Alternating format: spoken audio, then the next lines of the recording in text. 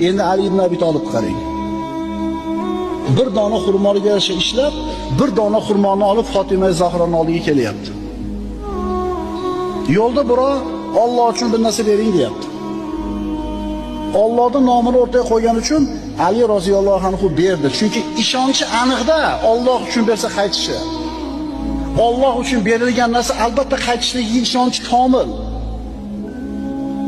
Biz ham iymonimiz komil, lekin bitta ona bo'lsa bermaslikda, to'g'rimi? Ikkita bo'lsa ham mayli, bittasini berib, bittasini olib qolardik. Bir dona ya. Yana qaytarib aytaman, yarim kilo bo'lganda mayli ikkitasini berish oson. Bir dona olib berdi. Uyga qaytib keldi, onasiz. Nima bo'ldi keyin qissani davomida? Qani ona Fatimani, ona yo'q, biroz so'radi, berdim deb turdi, eshik taqilyapti.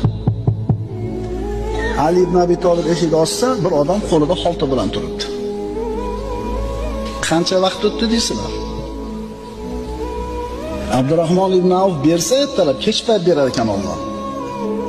Ali ibn Abi Talibni bitta onori qancha muddatda qaytib keldingizlar?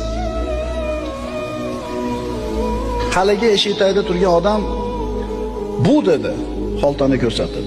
Allohdan payg'ambarga keldi, payg'ambardan sizga keldi dedi. Shunda ochib qarasa, ona bir xolta. To'xtab turib ochib sanadi.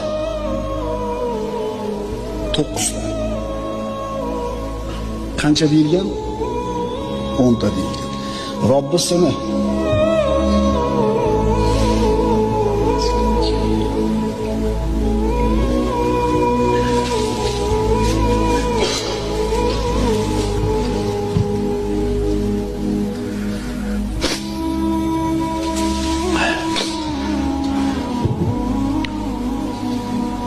Robbisini va'dasiga ishonchi shu darajada komilki, 10 ta bo'lish kerak dedi. Sanadi. So'rayapti. Allohdan bu rostdan Allohdan payg'ambarga keldimi? Ha. Payg'ambardan menga keldimi? Ha. Unda 10 ta bo'lish kerak. Yonboshdan chiqarib berdi, sizni sinamoqchi edim.